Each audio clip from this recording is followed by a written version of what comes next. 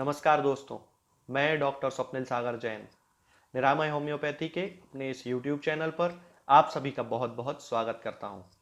दोस्तों, आज हम बात करने वाले हैं हर्सुटिज्म यानी कि अनचाहे बालों की समस्या के बारे में। तो मैं आज आपको बताऊंगा कि हर्सुटिज्म क्या होता है, ये क्यों डेवलप हो जाता है और किन होम्योपैथिक दवाओं से हम हर्सुटिज्म को पूरी तरह से ठीक कर सकते हैं। दोस्तों, हर्सुटिज्म एक ऐसी समस्या है जिसमें पुरुषों और स्त्रियों में ऐसी जगहों पर बालों का डेवलपमेंट हो जाता है, ऐसी जगहों पर बालों की ग्रोथ हो जाती है जहां पर सामान्यतः बाल या तो बहुत कम होते हैं या फिर बिल्कुल भी नहीं पाए जाते हैं, जैसे कि चेस्ट, फेस, चिन आदि। ये एक ऐसी समस्या है जो कि महिलाओं में बहुत ज्यादा साइकोलॉजिकल डिस्ट्रेस या फिर सोशल डिफिकल्टी का कारण बन जाती है। सामान्यतः इस कंडीशन के लिए महिलाएं बहुत सारे एलोपैथिक ड्रग्स या फिर कोई ऐसी कॉस्मेटिक सर्जरी या लेजर ट्रीटमेंट करवाती हैं। तब इस कंडीशन में होम्योपैथिक दवाइयां हर्सुटिज्म के लिए बहुत अच्छी साबित होती हैं। ये न केवल हर्सुटिज्म में डेवलप होने वाले अनचाहे बालों की ग्रोथ को खत्म कर देती हैं, बल्कि जिन कारणों से वो हेयर ग्रोथ वहां पर होती है उन कारणों को भी पूरी तरह खत्म कर देती है। दोस्तों, महिलाओं में और पुरुषों में बहुत सारे हार्मोन्स पाए जाते हैं। कुछ हार्मोन्स ऐसे होते हैं जो महिलाओं में भी पाए जाते हैं और पुरुषों में भी पाए जाते हैं। उन्हीं में से कुछ होते हैं एंड्रोजन हार्मोन्स। जब इन एंड्रोजन हार्मोन्स की मात्रा महिलाओं में या पुरुषों में सामान्य से ज्यादा हो जाती है या फिर हेयर फॉलिकल्स जो शरीर में पाए जाते हैं वो एंड्रोजन हार्मोन के लिए बहुत ज्यादा सेंसिटिव हो जाते हैं, या हम ये कह सकते हैं कि हेयर फॉलिकल्स में एंड्रोजन के लिए ओवर सेंसिटिविटी पाई जाती है, तब उस कंडीशन में हर्सुटिज्म डेवलप हो जाता है। इसके अलावा कई महिलाओं में इंसुलिन का सामान्य से ज्यादा हो जाना भी हर्सुटिज्म का कारण बनता है। इसके बाद ovarian cyst, ovarian tumour, adrenal hyperplasia, pituitary tumour, pregnancy, hypertrichosis आदि ऐसे बहुत सारे कारण हैं जिनसे शरीर में हार्मोनल इम्बैलेंस होता है और उसके कारण हर्सुटिज्म डेवलप होने लगता है। अब हम बात करते हैं इसके साइंस और सिम्टम्स के बारे में। तो इसका सबसे प्रमुख सिम्टम है चेस्ट, फेस और चिन पर अनचाहे बालों की ग्रोथ हो जाना।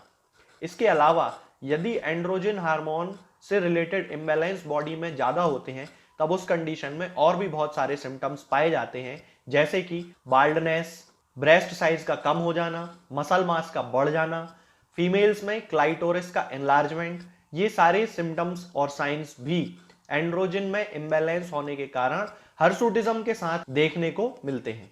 बहुत सारे ऐसे पेशेंट होते हैं जिनमें हर्सुटिज्म की या हर्सुटिज्म को डेवलप करने वाली किसी बीमारी जैसे कि एड्रीनल हाइपरप्लेसिया या पॉलीसिस्टिक ओवेरियन सिंड्रोम, इसकी हिस्ट्री पाई जाती है। इसके बाद अगला रिस्क फैक्टर है ओबेसिटी। ओबेसिटी भी एंड्रोजन इम्बैलेंस का एक कारण बन जाती है और उसके कारण बॉडी में हर्सुटिज्म डेवलप हो जाता है। तो इसमें सबसे पहली मेडिसिन आती है बराइटाकार्ब। बराइटाकार्ब एक ऐसी मेडिसिन है जिसके पेशेंट्स में डॉर्फिज्म यानी कि बौनापन बहुत ज्यादा देखने को मिलता है। ये बौनापन मेंटल भी हो सकता है और फिजिकल भी हो सकता है। इसके बहुत सारे सिम्टम्स होते हैं जो महिलाओं के मेंसेस यानी कि पीरियड्स के टाइम पर देखने को मिलते हैं। इसकी जो महिलाएं होती हैं उनमें पीरियड्स केवल 1 दिन या 1.5 दिन के लिए ही होते हैं और वो भी बहुत कम मात्रा में ब्लीडिंग उनमें होती है। इसके अलावा मेंसेस यानी कि पीरियड्स आने के तुरंत पहले ल्यूकोरिया मतलब कि सफेद पानी की शिकायत होना भी बराइटाकार्ब का एक प्रमुख सिम्टम है। मेंसेस के पहले स्टमक में पेन होता है और कभी कभी मेंसेस एब्सेंट भी हो जाते हैं यानी कि अमीनोरिया की शिकायत भी होती है। तब उस कंडीशन में यदि बॉडी में हर्सुटिज्म भी डेवलप हो रहा है तब बराइटाकार्ब 30 पोटेंसी में 2-2 बूंद दिन में 3 बार 1 चम्मच पानी में मिलाकर लेने से बहुत आराम मिलता है। इसके बाद अगली मेडिसिन आती है दोस्तों सिमिसिफ्यूगा। इसकी जो पेशेंट होती है उसके मेंसेस यानी कि पीरियड्स इरेगुलर होते हैं, कभी वो उसकी ड्यू डेट से पहले आ जाते हैं और कभी ड्यू डेट के बाद में आते हैं। पेशेंट को डिस्मीनोरिया की शिकायत होती है यानी कि पेनफुल मेंसेस यानी कि पेनफुल पीरियड्स की शिकायत होती है। उसके साथ ही ब्रेस्ट में उसे बहुत ज्यादा पेन होता है। तब उस कंडीशन में यदि हर्सुटिज्म भी पेशेंट में पाया जाता है तब सिमिसिफ्यूगा 30 पोटेंसी में 2-2 बूंद दिन में 3 बार 1 चम्मच पानी में मिलाकर उपयोग करना चाहिए। दोस्तों, इसके बाद अगली मेडिसिन आती है इग्नीशिया। इग्निशिया को हमें 200 पोटेंसी में यूज करना है, 2 बूंद सुबह 2 बूंद शाम को 1 चम्मच पानी में मिलाकर। इसकी जो पेशेंट होती है वो बहुत ज्यादा ओवर सेंसिटिव होती है और उसका मूड चेंजेबल होता है। कभी वो बहुत अच्छे जॉली मूड में रहेगी और कभी अचानक से वो रोने लगती है। तो इस तरह के जो केसेस होते हैं उनमें पेशेंट में किसी भी प्रकार के मेंटल शॉक, मेंटल डिसअपॉइंटमेंट या किसी प्रोलॉन्ग्ड ग्रीफ यानी कि बहुत लंबे समय से चले आ रहे शोक या गम जिसको बोलते हैं, उसकी शिकायत होती है। और इसके सारे सिम्टम्स पेशेंट में सामान्यतः मेंटल शॉक या मेंटल ग्रीफ के बाद ही अपीयर होते हैं। हर्सुटिज्म भी उन्हीं में से एक है। इग्निशिया की पेशेंट में सेक्सुअल फ्रिजिडिटी पाई जाती है, यानी कि किसी भी प्रकार के सेक्सुअल इंपल्स के लिए वो रिएक्ट ही नहीं करती है, या इसे दूसरे शब्दों में हम कह सकते हैं कि उसमें सेक्सुअल रिलेशन के लिए एवर्जन पाया जाता है। तब उस कंडीशन में हमें इग्निशिया 200 पोटेंसी में यूज करनी चाहिए। दोस्तों अगली मेडिसिन है सीपिया।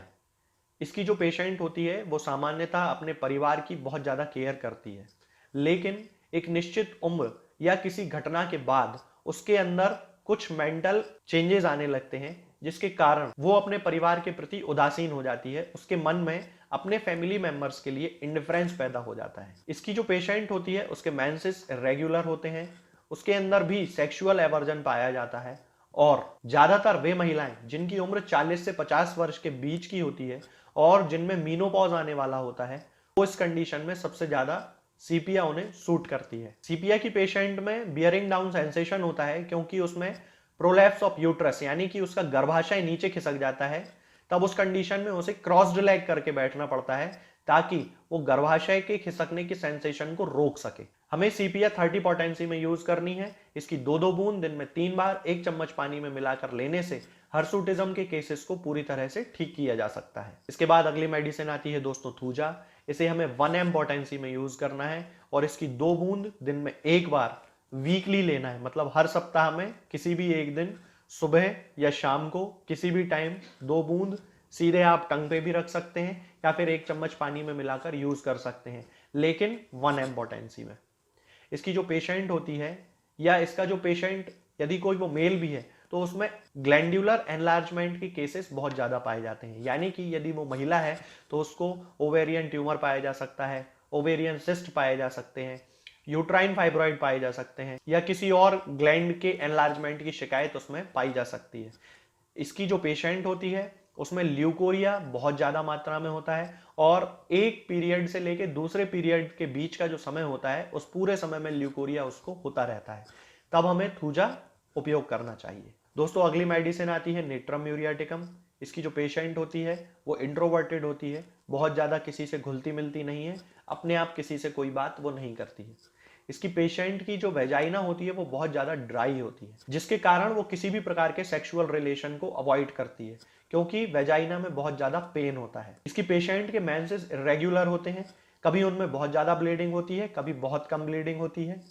इसके अलावा पेशेंट्स में स्टरलिटी भी डेवलप हो सकती है। तब उस कंडीशन में यदि पेशेंट में हर्सुटिज्म भी देखने को मिलता है तो हमें नेट्रम म्यूर 30 पोटेंसी में 2-2 बूंद दिन में 3 बार एक्यूट केसेस में, और यदि बहुत ज्यादा क्रॉनिक केसेस हैं तब 10 mg पोटेंसी में 2 बूंद 15 दिन में 1 बार यूज करनी चाहिए। इसके बाद अगली मेडिसिन आती है दोस्तों ओलियम जैकोरिस। ये हर्सुटिज्म के केसेस के लिए एक बहुत ज्यादा स्पेसिफिक मेडिसिन है। इसे हमें 3x पोटेंसी में यूज करना चाहिए।